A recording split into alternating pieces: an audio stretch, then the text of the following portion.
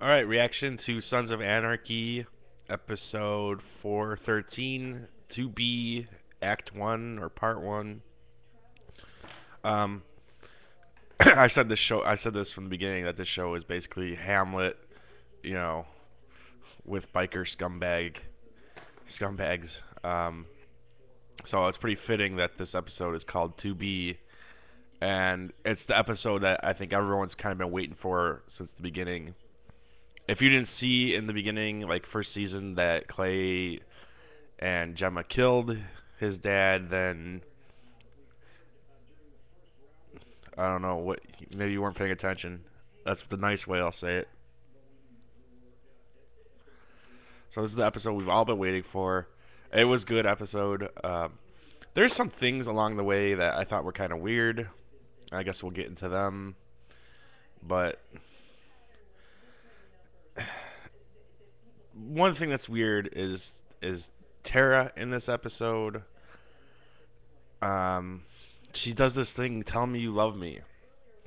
She does it to Jax, and there it felt, weird and forced, and it felt like writing, like you could feel the thumb of the writer.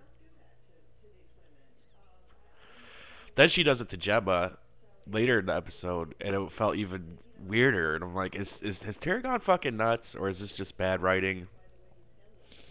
I think it's just kind of poorly written. It should have been cut.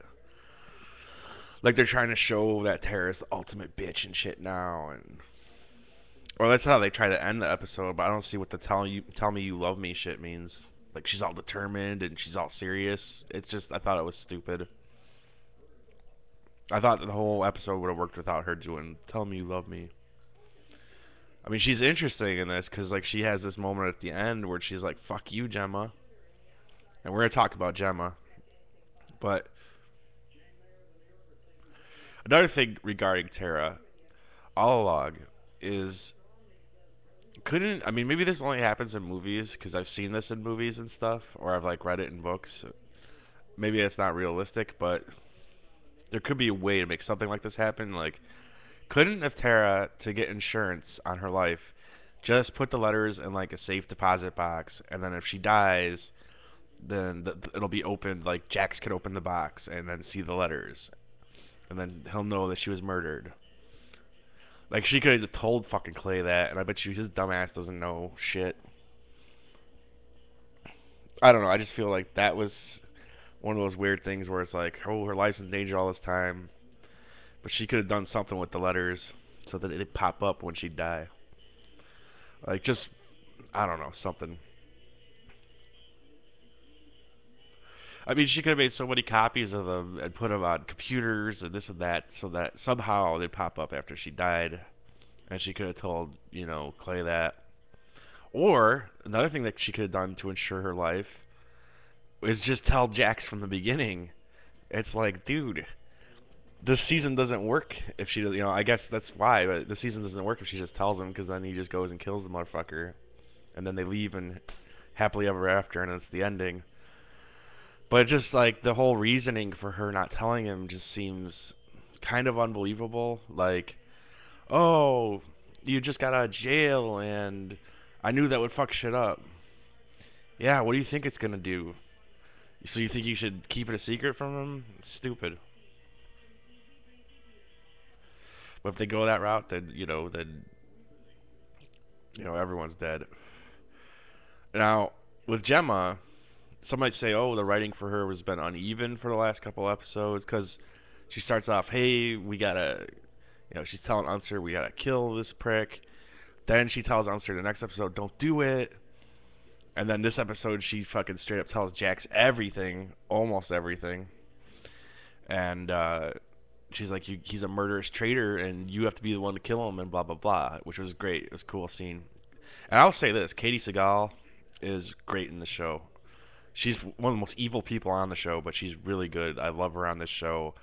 I don't know if she's won an Emmy. I think she has, though. But if she hasn't, she deserves one. She really does for Best Supporting Actress. Or even like Best Female Lead. She's almost like a female lead. But anyways, I mean, I think it makes sense what she did throughout the last couple episodes. because your emotions would be going one way or another. Like, this prick has to die, but then you're like, no, maybe he doesn't have to die. But then you think about it more, and you're like, no, fuck him. He's a fucking piece of shit. But I think it's even more twisted and fucked up than that. I think she's just a sick fucking person. I think she's like didn't want Clay to get killed, but then after Opie was shot, she saw he was weak. She realized he's on his way down, and she realized that Jax is gonna leave soon. He wants to leave with Tara. He doesn't want part of the club anymore. And she figures if she lays it out for Jax, she could control the way the information is given to him, and she could keep him in the club because now he becomes king. You know, he becomes president of the club if he does this. It'll suck him back in because he'll know, you know, someone needs to bring the club back together again, especially with Bobby now gone and Opie all fucked up, and Tig is more of a sidekick. You know, I think that's her thinking. Her thinking here is I get rid of Clay. I could just start fucking Tig out in the open, and maybe fucking Chief Unser for favors, and I get to keep Jax here. And Tara knew as much, I think, because she's like at the end, and she's like, and that's the other thing is I'm like, well, isn't there something in these letters about how Gemma's not cleaning all this because she's not, she can't be. Because there's episodes early on where she's like, I don't want to see Jax become weak like JT did. Like she was in on the whole like let's kill fucking my husband thing, Jax's dad or whatever back in the day. She had to have been, right? She's a dirty little slut. She's fucking Clay behind her husband's back. And that was that. So that's what's going on. But Tara like gives them the ultimatum. You do this, you get this done. Here's the fucking needle to kill him with. And we're getting out of here. And she tells Gemma, she's like, oh, I learned from you. And, she went into full bitch mode. He's mine. I was like, cool. That's cool. But as it ain't going to happen. They're going to stay. And Tara's going to either deal with it or she's not. That's the way I see it. That's the only way they extend. They're basically going to have to reset the series after this season, in my opinion. And it's going to be how Jax, like, runs the club into the ground. Or, like, redeems them. But what kind of fun is that? You're coming from a writer that worked on The Shield. So I expect full-on tragedy in the end of this. But that's my thoughts on it. I think Clay is going to get killed next episode. I mean, they pretty much showed it as much in the previews. Ron Perlman was great on the show, but the motherfucker was a son of a bitch, and he had to go. You've been wanting him to go since day one. I think this is how they kind of should end the show, but they're going to continue it, I guess, for a couple more seasons. A couple more things from this episode. I liked how Tig, like... I like the scene with Tig running down the Niners and killing the one girlfriend with Crimsons and Clovers of all songs playing. That was pretty cool. But I was just thinking, I was like watching this, and even when you're watching the parts with Danny Trejo and Aceveda, and like who would work with this club? They are constant trouble every single day. They can't even like keep peace among themselves. And I mean, if you're the Niners, like they're always coming down. Oh, it's the Niners. I think it's the Niners, the black guys. Oh, it's them. They're always getting attacked by Suns for stuff they had. Like they're just going about their business. They keep their shit in control. I think you're gonna see more of this dude coming at them. They're gonna have to figure that shit out because like that shit was cold blooded, and he had nothing to do with it. So Tig, you done goofed, homie.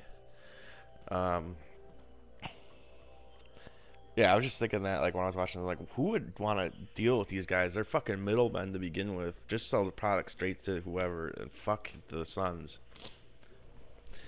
And I think that's gonna come into play. Actually, now that I think about it, the Suns will get marginalized, and Jackson will try to find a way out, but he'll realize he can't, or this and that. Who knows? But I would not deal with the Suns. They're bad business.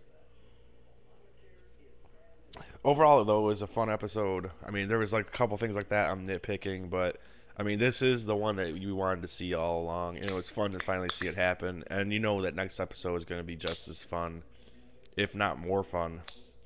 And it's going to close out what I think is the best season of the Suns so far. I thought season 1 was really good. Two was like its own story with these Nazi motherfuckers that was really fun, but not consequential to the overall story. 3, that season sucked ass. And then this one went right back to its roots. It's like we're gonna deal with the story we set up in season 1, and instead of like stretching it out, having the balls to just go straight at it, which is really good. I think this show has really, really stepped up this season. I just don't see how it goes on and maintains the quality it has for this season. I really feel like you could end it with season 4, or maybe one more season, like one more season with shit just falling apart. But to stretch it to 7, I don't know how they do it. They did it with the Shield very well, although season 6 of the Shield was not that good. If I'm being completely honest, and season 4 I wasn't a fan of either. So I think you could have had season 1, 2, and 3, and then season 5 happens, and then season 7 happens, and then that could have been the show. But overall, I thought the Shield was the best show ever, and they made it work for 7 seasons. I don't think the Suns is as good as the Shield, so I don't know how they're gonna stretch it out. But it'll be fun to see Clay go, and it'll be fun to see how things change with Gemma. There's still Jax has to find out about Gemma eventually. There's still the other gangs and shit they got to deal with. There's still the police and the FBI. There's still Bobby. There's still Juice in prison. There was very little of that this episode. And then there was the thing with the Mexican, Dan Trejo. He's like, "Oh, I got good information, good intel, man. I pay a lot of money for it." He didn't flip. I'm like, why is he telling this? Does he have bad information, or is he trying to fuck with the Suns? They're trying to already cut the Suns loose. I don't know, but I guess we'll see in time. Anyways, I enjoyed it. I think everyone else probably did. Let me know your thoughts on it. Let me know your thoughts on my little criticisms. But one more episode of the Suns, and then TV is dormant for a couple months. I'm gonna have to play some video games. Yeah, but I just started thinking about things I forgot to say in The Walking Dead. I'll say this real quick about The Walking Dead. The whole last episode, I was thinking, why not just move to another fucking farm? There's another farm every 10 feet. And what's his name? Herschel said as much at some point. And they're like, no, but we need this farm, and she's pregnant, and it's not safe. It's like, dude, move 10 feet that away. There's another farm, I'm sure. Keep looking for Sophia. But it's one of those things like here where it's like, if you do that, then it doesn't work. Well, think of something better then. Anyways, that's my thoughts. Later, guys.